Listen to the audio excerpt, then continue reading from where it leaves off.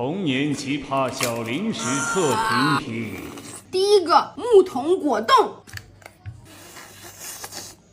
哇，粉色的水儿，草莓味儿，里面是这种椰子块，像那个水果果冻一样。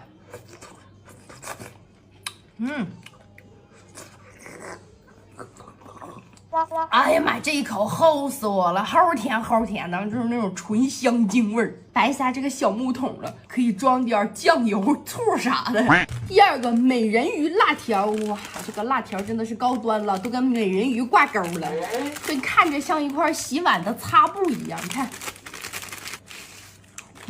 它是这种硬硬的，没有油，干巴巴的。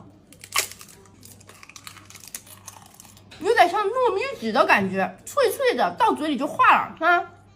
甜辣微咸，这就是那种普通大辣片的味道，但是跟美人鱼